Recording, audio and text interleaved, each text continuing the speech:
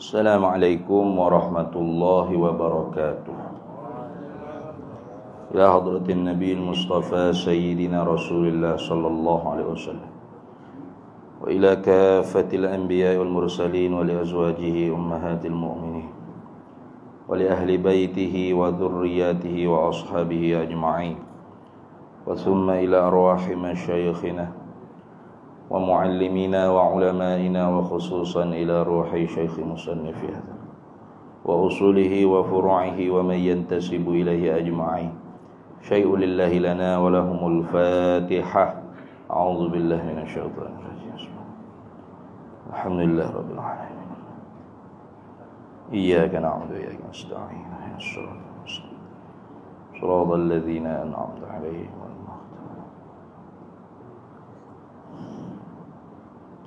Bismillahirrahmanirrahim. Alhamdulillahi rabbil alamin. Wassalatu wassalamu ala sayyidina wa habibina wa syafi'ina wa zukhrina wa maulana Muhammadin wa ala alihi wa sahbihi ajma'in. Subhanaka la ilma lana illa ma 'allamtana innaka antal alimul hakim. ولا حول ولا قوة إلا بالله العلي العظيم. اللهم افتح علينا فتوح العارفين بك بالحكمة وافتح علينا من لدنك علما كما فتحت على سيدنا محمد صلى الله عليه وسلم بحق طه سيد الكونين وجد الحسنين أبي البطول والقاسم. ربنا افتح بيننا وبين قومنا بالحق وأنت خير الفاتحين. رب اشرح لي صدري ويسر لي أمري واحلل عقدة من لساني يفقه قولي. سدد لساني واهد قلبي بحق جدنا سيدنا رسول الله صلى الله عليه وعلى آله وصحبه وسلم. Rabbi yassir wa la tu'assir wa tammim bil khair ya karim, amma ba'd. Faqala asy-syarih rahimahullahu ta'ala wa nafa'ana Allahu bihi wa bi'ulumihi fid dharain amin ya rabbal alamin. Kata dianya muka surat 27 tu di bawah sekali, pujian Allah Subhanahu wa ta'ala kepada Nabi Ibrahim alaihi salam, yakni di dalam Al-Quranul Karim, dalam suratu Maryam, ayat 41, firman Allah Ta'ala, wadhkur fil kitabi Ibrahim innahu kana siddiqan nabiyyah. Wazkur, dan hendak cerita, hendak sebut oleh muhai Nabi Muhammad sallallahu alaihi wasallam, fil kitabi, di dalam kitab, Ibrahim, akan cerita Nabi Ibrahim. Innahu, sesungguhnya Nabi Ibrahim tu, kana adalah ia Nabi Ibrahim, as-siddiqan nabiyyah, ialah seorang yang benar, nabiyyah, lagi pula seorang yang nabi. Gitu dah. Jadi seolah-olah ni sebagai dalil lah ni. Dalil bahawasanya para anbiya mursalin tu bersifat dengan siddiq. Tapi sebenarnya kalau kita mengikut benar-benar cara ulama mutakallimin, kurang tepat bila kita nak sebut dalil kebenaran Nabi ataupun bersifat para Nabi ini dengan siddiq, ialah dengan Al-Quran. Dengan Al-Quran. Pasal apa? Pasal mana pula bukti bahawasanya Al-Quran ni benar? Sudah. Dalil para nabi atau nabi kita Muhammad sallallahu alaihi wasallam tu benar. Kalau kita nak mari dalilnya Al-Quran. Pas mana dalil kata Quran ni benar? Nabi. Pas mana dalil kata nabi ni benar? Quran. Duk pergi mari situ. Daur dia panggil. Mutah. Mana dalil kata nabi ni benar? Quran. Cerita. Tahu di mana kata Quran ni benar? Nabi hak royak. Sudah. Lepas tu tahu di mana Nabi royak tu benar? Quran cerita. Duk main lagu tu. Kat sini. Pimai tentu juga. Dia dah. Baik. Jadi sebab tu ulamanya bila sebut kata dalil benar para nabi ni, pasti dia akan berikat rapat dengan mukjizat. Dengan mukjizat. Ni mukjizat ni dia panggil amrun khariqun lil adati yazharu ala yadin nabi. Perkara yang mencarikan adat, yang zahir pada diri seorang yang jadi nabi. Gitu. Maka Al-Quran itu pun satu daripada mukjizat dah kalau kira-kiranya. Ya, betul. Quran itu satu daripada mukjizat yang kekal sampai lo. Dah. Tapi dia tidak lengkap ketika mana Nabi masih hidup. Tidak kata turun seretak daripada Fatihah sampai Qul a'udzu birabbin nas, belmok gitu, sebuku gitu dah. Ia turun tu mengikut sababin nuzulil ayat. Sebab turun bagi ayat. Jadi mukjizat yang diminta bukti oleh orang-orang kafir Quraisy ketika tu ni selain daripada Quran. Selain daripada Quran. Quran itu mukjizat dah. Iyalah, Quran itu mukjizat dah. Sebab itulah Abu Jahal ke Abu Lahab ke malam-malam sembunyi-sembunyi pergi duduk curi dengar. Nabi baca sebab dia tahu kata ni bukan daripada Muhammad. Bukan daripada Nabi Muhammad sallallahu alaihi wasallam. Pasal dia tahu benar Nabi Muhammad tidak pernah belajar baca. Bukan ahli bahasa, bukan syuara, bukan penyair, sastrawan, bukan. Tapi Nabi tiba-tibanya boleh mengungkap perkataan ataupun ayat-ayat yang di ketika itu orang Arab ni bahasa dia sudah sampai setinggi-tinggi, sedalam-dalam bahasa, sehabis-habis hebat bahasa Arab. Itu. Sebab itulah kalau banyak perkataan-perkataan yang tidak difahami di dalam Quran atau hadis, maka tempat untuk diketahui salah satu daripada tempat untuk diketahuikan maknanya ialah syair-syair jahiliyah. Pasal bahasa Arab ketika jahiliyah tu orang panggil bahasa Arab hak level tinggi dah, tinggi sekali, hebat sekali dah.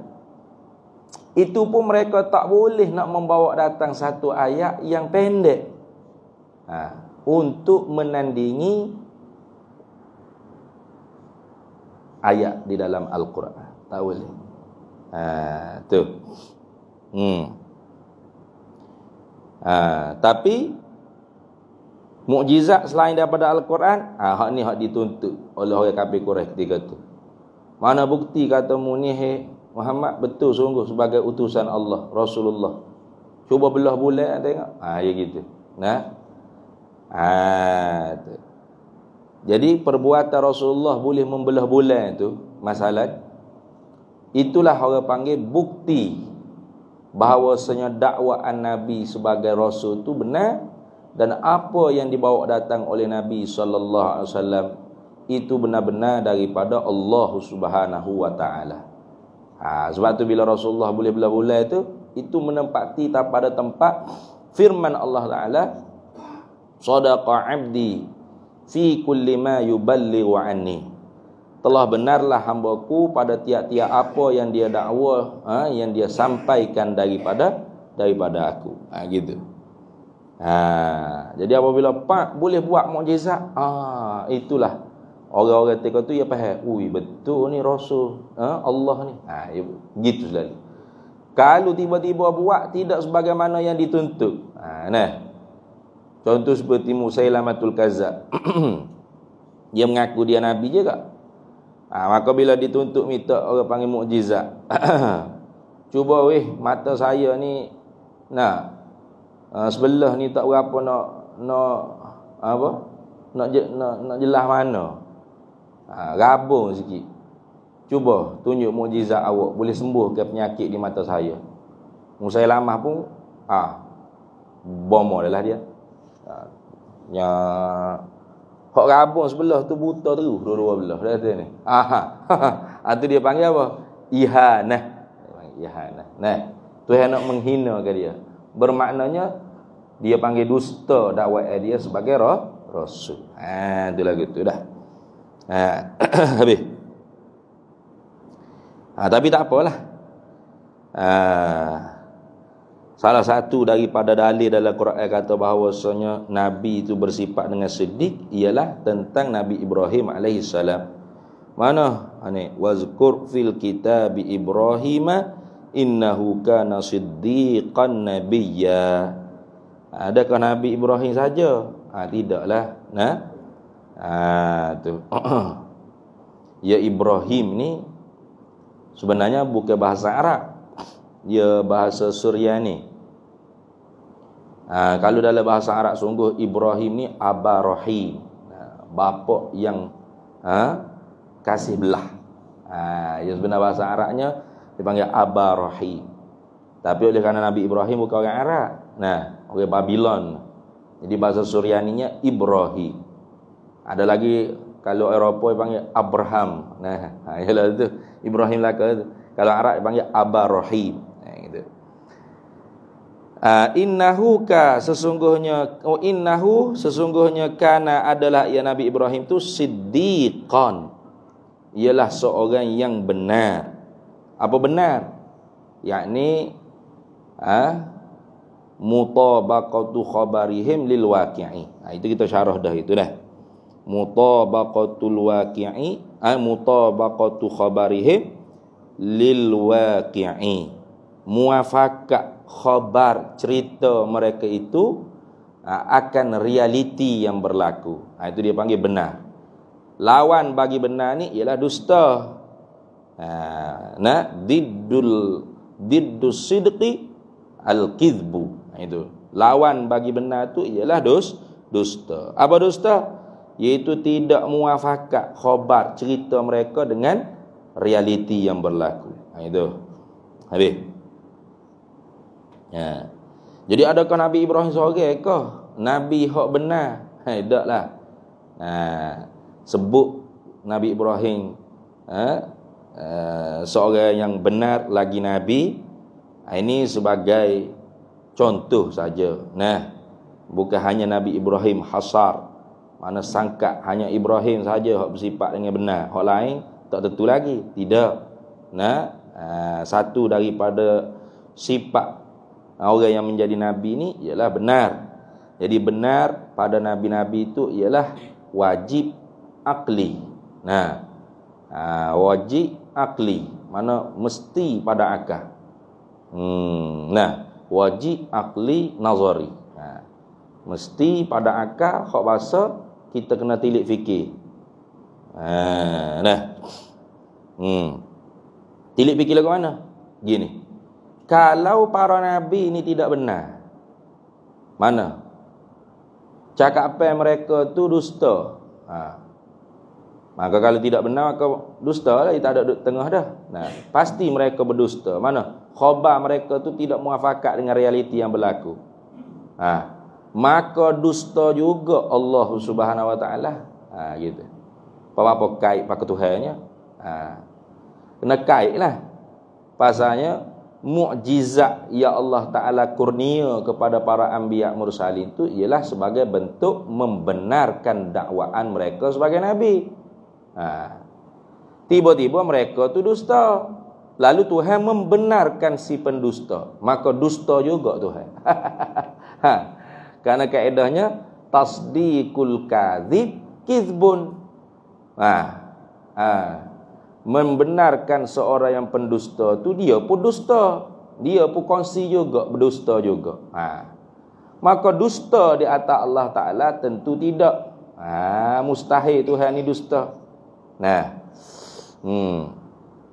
Kita kata Tuhan tak dusta, cuma Tuhan tak tahulah hak ni duk pelawak. Lagi teruk lagi. Tadi dusta dah, lepas tu jadi kafir, jadi jahil pula dah Tuhan. Tikak Tuhan tak tahu, kupulah pulanya. Mustahil Tuhan tak tahu. Itulah gitu. Jadi tentu tidak Tuhan dusta. Bila tentu tidak Tuhan dusta, tentu tidak juga para nabi dia dusta. Pasti para nabi mereka ni, para nabi, para rasul, para nabi yang dilantik oleh Allah Subhanahu Wa Taala sebagai nabi rasul ni pasti benar mereka itu. Gitu. Sebab tu dia kata setiap rasul pasti jujur. Jujur ni makna benar lah yang sebut sini dah. Setiap rasul ni pasti benar dalam pengakuan atas kerasulannya, yakni atas jadi rasulnya. Itu kerasulan itu makna hukum dia, risalah dia tu, kerasulan dia. Dan apa yang disampaikan, apa yang para nabi sampaikan daripada hukum hakam, daripada iman, tauhid, akidah, daripada amaliyah, furu' syar'iyah, undang-undang syarak, undang-undang zahir ni, semuanya pasti benar adanya, pasti benar. Ada dusta.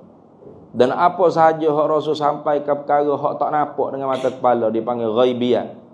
Benda-benda hak tak nampak dengan mata kepala ni, khabariyah, sama'iyah, pasti benar. Mati itu sebenar. Alam barzakh tu sebenar. Disoal muka nakir dalam kubur tentang pegangan kita tu sebenar. Kubur kita tu jadi satu lubang daripada lubang neraka, wala'iyadzubillah, tu benar. Jadi satu taman daripada taman-taman syurga. Itu pun benar.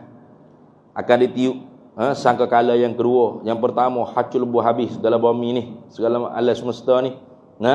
Itu pun benar. Tiup sangkakala yang kedua bangkit habis daripada bumi masing-masing ni, untuk dihalau ke mahsyar, untuk dihitung segala amal, untuk diberi buku catatan amal, untuk ditimbang di atas mizan dan meniti di atas titik sirat. Dengan bagai-bagai kelakuan, yang mana destinasinya hanya syurga dan neraka, dua je, tak ada duduk tengah. Itu pun benar. Benar lah kau tu. Tu kita tak nampak atas kepala lah kau tu. Kerana memang bersumber. Kerana apa benar? Sebab apakah pengakuan para rasul tentang kerasulan mereka tu benar, dan apa yang disampaikan oleh para rasul kepada kita umat ni ialah benar. Kerana memang bersumber dari Allah Subhanahu Wa Taala. Bukan duk reka-reka sendiri. Itu kan. Bukan main sangka-sangka pada pendapat saya macam kita ni. Kita ni tak ada wahyu tu atas kita. Sebab tu hanya adanya kalau orang-orang hak betul-betul hati bersih, baik dengan Tuhan, dia panggil firasah. Nabi pun sebut ittaqu firasatal mu'min. Kalian kena takut, beringat akan firasah orang mukmin. Fa innahu yanzuru binurillahi ta'ala. Kerana sesungguhnya orang mukmin itu bukan mukmin macam kita lah, mukmin imanan kamilan, mana iman yang sempurna. Orang wali-waliullah, orang auliaillah, iman yang tinggi, imanun kamil, iman yang sempurna. Mereka ni menilik dengan cahaya daripada Allah Subhanahu wa taala. Tapi bukan wahyu lah, dia panggil ilham atau futuhah. Itu. Habis. Sebagaimana dalam Al-Quran Allah Ta'ala firman, wa ma yantiqu 'anil hawa. Dan tidak bertutur Nabi sallallahu alaihi wasallam anil hawa, daripada hawa nafsu dia. Tidak. Bukan tutur sajalah. Nabi sallallahu alaihi wasallam apa sahaja yang baginda Nabi buat, apa saja apa yang baginda Nabi kita cakap, Nabi kita buat, dan Nabi kita diam, semuanya bukan daripada hawa nafsu. Itu mana? In huwa, hanya ialah apa yang dituturkan oleh Nabi, apa yang disampaikan oleh Rasul sallallahu alaihi wasallam, ya, illa, tidak adalah ia melainkan wahyun yuha. Tidak adalah ia, apa yang disampaikan oleh Nabi sallallahu alaihi wasallam itu, melainkan wahyun yuha, wahyu daripada Allah yang diwahyukan akan Nabi sallallahu alaihi wasallam. Bukan Nabi duk reka sendiri, tidak. Itu wajib kita kena percaya. Wajib kita. Hak tu dia panggil wajib aini usuli. Jadi kalau kita tidak i'tikad gitu, kafir kita, kekal api neraka. Contoh seperti ada Tuhan, sedia Tuhan, kekal Tuhan. Ini wajib kita i'tikad walaupun kita tak belajar. Kalau tanya, Tuhan ada tak? Mesti ada. Tu dia panggil wajib aini usuli. Wajib tak semaya 5 waktu? Wajib. Ya semaya ke tak semaya secara lagi. Kalau kata semaya 5 waktu tidak ada wajib, itu kafir lalu. Tuhan mana ada Tuhan? Tak usah tengok pun Tuhan, kafir selalu. Ada pun belajar tentang hukum sifat Tuhan, hukum sifat ketuhanan Tuhan, hukum ketuhanan. Macam kita duk belajar ni, itu dipanggil wajib aini usuli. Gitu juga semaya, kita belajar bab semaya, pas kita pun buat mendiri ke semaya, dengan menjaga orang panggil rukun-rukun, syarat wajib, syarat sah, syarat bagi tiap-tiap rukun, menjauhi perkara-perkara yang batal. Itu dia panggil wajib aini furu'i. Hak tu kalau tak buat, maka dijanji masuk neraka kalau Tuhan tak apa dosa. Gitu. Ada pun pegang dalam hati kita kata wajib semaya, haram berzina, haram minum arak. Tuhan ni ada, Nabi Muhammad tu nabi. Hak tu wajib aini usuli. Beza tu dah. Kalau wajib aini usuli kita tinggal, kita tak buat, kita ingkar bahkan, hak tu bukan janji neraka, kekal terus dalam neraka. Kekal terus dalam neraka. Gitu dah. Habis. Maka sebab tu apa saja hak dibawa datang oleh Nabi sallallahu alaihi wasallam wajib kita kena terima, setuju selalu. Kerana tu orang panggil makna iman. Mana apa iman? Tasdiqun nabi wa tasdiqu bima jaa bihi an-nabiy sallallahu alaihi wasallam ma ulima minad din bid-darurati.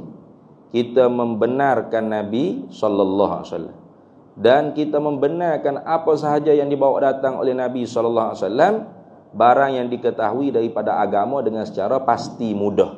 Itu dia panggil iman. Itu dia panggil iman, wajib. Jangan kita kata reka ni Nabi Muhammad ni tak jumpa lagi dengan hak sebenar. Sudah kafir lalu dia. Jaga-jaga. Jaga-jaga kita. Habis itu. Dalam kitab Syekh Usman Jalaluddin Penanti ada dinakal satu kisah seorang yang ada berpenyakit kusta kulit, penyakit kusta. Dia jumpa dengan habis sebarang doktor pakar kulit. Semua kata tak ada obat. tak ada obat ni. Pergi klinik lain lah, pergi hospital lain, tak ada obat. Akhirnya dia pun lalu di tepi masjid, terdengar satu orang syekhnya baca hadis, habbatus sauda shifaun likulli da'i. Jintan hitam itu ialah obat yang menyembuhkan bagi kebanyakan penyakit. Sebab atau obat yang menjadi sebab bagi sembuh kebanyakan penyakit. Lalu dia pun, ini Nabi royak ni. Kayak gitu. Bila Nabi royak, pasti benar. Tak kebahau Nabi. Ni yakin ni. Wa ma yantiqu 'anil hawa in huwa illa wahyun yuha. Nabi ni tak tutu daripada hawa nafsu. Tidak ada apa yang Nabi royak tu melainkan pasti daripada wahyu yang diwahyukan oleh Allah akan Nabi sallallahu alaihi wasallam. Lalu dia pun belilah orang panggil habbatus sauda tadi tu. Jintan hitam tadi. Dia apa? Lomo. Kita kata dia basah lagu mana tak tahulah. Dia lomo habis setubuh dia hak kena penyakit kulit kusta tu. Sembuh kehendaki oleh Allah Taala. Sembuh. Lalu dia pergilah pula jalan keluar bila dah sembuh kulit dia. Jumpa dengan doktor hak mana dia pergi cari obat, kata tidak awak ada penyakit kusta, penyakit kulit ya doktor. Apa? Alright dah ni. Molek. Cari mana obat? Sembuh macam mana? Klinik mana? Doktor mana? Jawab dianya tidak.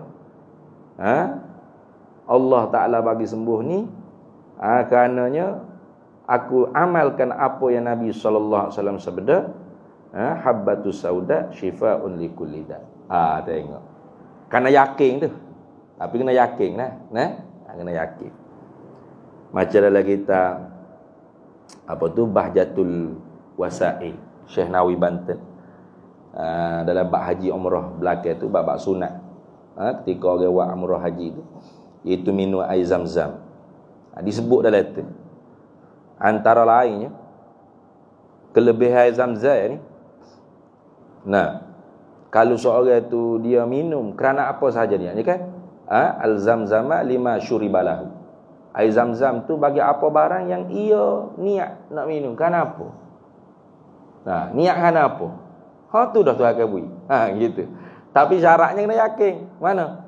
Dikatakan Imam Abu Za Al-Ghifari berapa bulan dia tak makan nasi. Tak makan lauk, tak makan daging, tak makan apa. Minum air Zam-Zam. Tapi gemuk met tau. Kenyang pun makan nasi. Boleh. Lagu mana? Agak-agak boleh tak? Kayak kita kan bunyi lagu ni pun iya ke? Iya ke? Awal-awal lagi iya ke? Nak dapat ke mana? Tak pula gote orang panggil pegangan kat sini. Syarat kena yakin. Siapa-siapa belemuk. Tubuh ni belemuk macam makan apa? Makan daging-daging, makan mewah lah. Padahal tak makan apa pun. Jangan kata daging, roti pun tak makan. Lepas tu minum air Zam-Zam. Tapi diniatkan, ya Allah, mudah-mudahan dengan minum air Zam-Zam ni mu bagilah kenyang sebagaimana makan kambing, makan roti payang kau gawa. Niat gitu. Kau tu hari kenyang seperti tu Kenapa yakin dengan apa Nabi kata? Ma'ul Zamzama lima syuribalahu. Air Zam-Zam itu bagi apa barang yang diminum. Kerana apakah ia diminum? Kerana tu apa? Tu payahlah, ia martabat yakin tinggi sungguhlah. Habis itu. Kemudian kata dianya yang kedua tabligh. Tabligh ni makna sifat. Sifat bukan tabligh jemaah tabligh itu tidaklah. Itu nama bagi satu kumpulan. Ni tabligh mana sifat para anbiya mursalin. Ialah yang kedua disebut dalam kitabnya ialah tabligh. Cuma tabligh ni dia buat kurungan menyampaikan. Dia kena panggil lagi sebenarnya. Tablighu ma umiru bitablighihi. Itu. Menyampaikan apa yang diperintah oleh Allah akan mereka itu dengan menyampaikan. Nah, sebab ada wahyu yang Allah beri pilih para anbiya, para nabi, para rasulnya nak menyampaikan atau tidak mahu menyampai. Ada. Nak sampai kepada sesiapa orang yang tertentu atau nak menyembunyi daripada sesiapa yang tertentu, ada. Dan ada juga wahyu yang bersifat tidak dibenarkan mereka tu menyampaikan kepada siapa-siapa pun. Ada. Jadi bukan semata tabligh dah. Bukan semata-mata tabligh. Ya, ada panjang lagi sebenarnya. Sebab tu kalau hak lebih lengkapnya, yang kedua, tablighu ma umiru bi tablighihi. Nah, gapo dia makna tabligh ni? Dalam kitab buku Rumi kita tu dia tak sebut. Kalau lagi tak Arab dia kata wa ma'na tablighi, dan bermula makna bagi tabligh itu ialah isalu ma umiru bi isalihi lil khalqi, menyampaikan akan barang yang diperintah mereka itu dengan menyampaikan dia barang akan makhluk.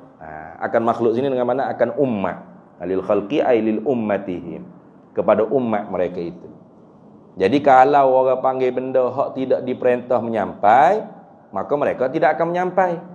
Begitu juga perkara hak diberi pilih mereka nak sampai kepada siapa, nak menyembunyi kepada siapa, maka terpulang kepada Nabi untuk menyampaikan kepada siapa, nak menyembunyi kepada siapa. Gitu.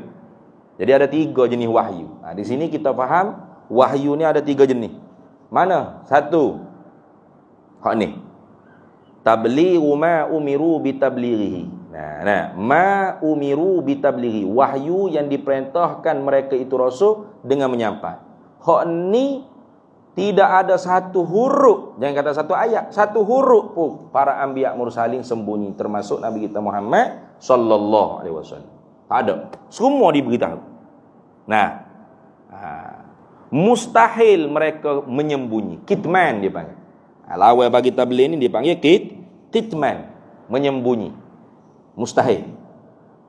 Tak terima di kepala otak kita para anbiya mursalin menyembunyikan apa wahyu yang Allah perintah mereka itu supaya menyampaikan kepada kita umat. Tak terima dengan kepala otak kita. Sebab apa tak terima? Sebab kalau para nabi menyembunyikan wahyu yang Allah suruh mereka tu menyampaikan, berarti para nabi itu khianat, betul tak? Tidak amanah. Sebab tu biasanya kita bila amanah dulu, siddiq, amanah, baru tabligh. Sebab dia akan kait dengan hak sebelum. Tapi macam mana kita baca hak buku orang, kita baca lah kat sini. Nombor 2 je benda tabligh lah, tak ada hal lah. Dia benda tabligh selalu lah. Kalau kitab-kitab lain, ya siddiq, amanah dulu. Cerita pasal amanah. Sebab bila nak bahas dalil tabligh nanti, dia akan berkait dengan amanah. Kalau para nabi ini tidak menyampaikan apa yang diperintah oleh Allah dengan menyampai, berarti mereka menyembunyi. Tuhan kata, siapa ni kau umat ni? Dia pun senyap, tutup mulut, tak sesiapa. Bermakna khianat tak? Khianat. Nah, tidak amanah. Kalau gitu, para nabi, para rasul yang khianat, tidak amanah tadi, berarti tidak dijaga oleh Allah Ta'ala daripada melakukan kesalahan. Tidak terpelihara mereka itu daripada melakukan kesalahan. Mana? Mereka sendiri yang buat dosa. Mana? Iaitu khianat. Kayak gitu. Lepas tu boleh ke? Tuhan tu membenarkan, menerima atau menyokong takyid para nabi yang khianat tadi dengan mukjizat. Tuhan tak tahu ke nabi ini tak menyampaikan apa yang diperintah oleh Tuhan untuk menyampai. Kalau kita kata Tuhan tak tahu dah tu barangkali. Jadi pun tak ada pula. Bawa jadi Tuhan tak tahu. Teruk Tuhan ni. Duk latih orang yang tak pandai. Ni. Macam kita lah ni ke. Latih orang diploma usuluddin jadi pengaruh bahagian jaga air. Dia pelik lah kata. Tu macam mana? Tak ada mikir lagi kita. Boleh jawatan hebat-hebat. Kelulusan tidak kait apa dengan KJS dengan KJS hak di pelik jadi dah sini. Men ni apa tahu tu. Parkat raya ni bolehlah orang panggil 10,000 seorang dah sini. Sebab buat ni apa kuat sangat perut otak. Kuat sangat orang panggil memikir macam mana ni. Nak jaga air rakyat ni. Kan pelik gitu. Apa tu hal lagu tu juga apa? Latih orang hak tidak tak tahu buat hijau. Tuhan suruh siapa, dia duduk senyap, tak siapa. Sipel ke dia seorang. Gitu ke? Bergerak Tuhan kalau gitu. Supaya sistem pilihan raya juga kalau gitu. Duduk sini. Latih orang tak ada tak ada kena-mengena dengan kerja. Kes dia ada rupa, jangok sikit ada kereta, akaklah kita pakai usung jadi tok wakil. Faham mula tak tiwak kerja gapo senyap, mula nak mengamuk pula ke tok wakil, gitu pakul akaknya. Gitu dia sini. Tu habis itulah. Contoh dah tu, contoh. Tentu tidaklah Tuhan lagu tu. Mesti Tuhan Maha mengetahui kerana Tuhan yang pilih sendiri siapa yang nak jadi nabi dia, rasul dia. Maka tentu tidak para nabi ini bersifat dengan menyembunyi, kitman. Pasti dia menyampaikan apa yang diperintah oleh Allah dengan menyampaikan. Itu dia panggil wahyu yang pertama. Ma umiru bitablighihi, wahyu yang diperintah oleh Allah dengan menyampaikan. Hak ni para anbiya mursalin bersifat dengan tabligh, mesti menyampaikan. Tentu tidak kitman. Satu. Yang kedua, wahyu yang bersifat ma khuyiru bitablighihi dia panggil. Wahyu yang bersifat diberi pilih mereka itu dengan menyampaikan. Itu.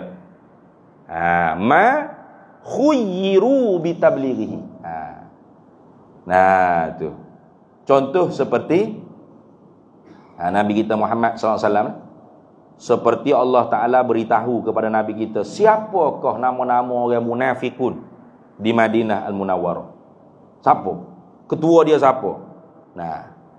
Berapa orang? Nama berapa? Duduk di rumah mana? Duduk kapur mana?